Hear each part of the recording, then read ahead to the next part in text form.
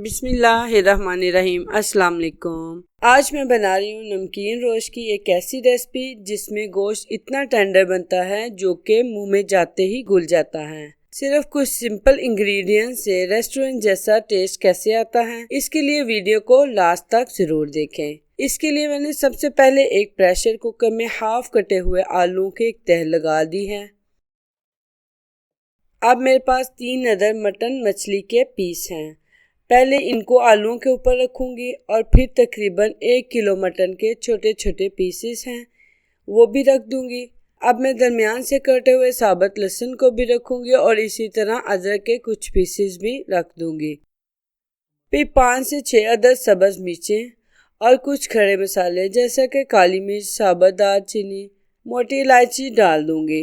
अब इसमें 1 गिलास पानी शामिल करूंगी और इसके साथ ही 1 कप कुकिंग ऑयल भी शामिल कर दूंगी। आप चाहें तो घी का भी इस्तेमाल कर सकते हैं। अभी मैं 4 से 5 अदर टमाटर शामिल करूंगी जिनको दरमियान से मैंने काट लिया है। अब इसमें शामिल करूंगी नमक 1 टेबल स्पून और 1 टेबल स्पून ही काली मिर्च का पाउडर शामिल कर देंगे। अब ढक्कन को बंद कर देंगे और कुकर को आग पर रख देंगे।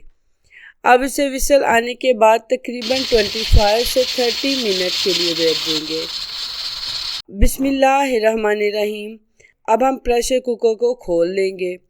माशाल्लाह ये बहुत ही अच्छी तरह से कुक हो चुका है। अब मैं इसे एक बड़े बाउल में निकाल लेती हूँ और बस हमारा टेस्टी रोस्ट तैयार है। माशाल्लाह देखिए ना, रेस्टोरेंट वाली लुक है। अब मैं इसे तोड़कर दिखाती हूँ। माशाल्लाह ये बहुत ही अच्छी तरह से गल भी चुका है। आप इसे नान या रोटी के साथ सर्व करें और मुझे दें इजाज़त। अल्लाह हाफिज़।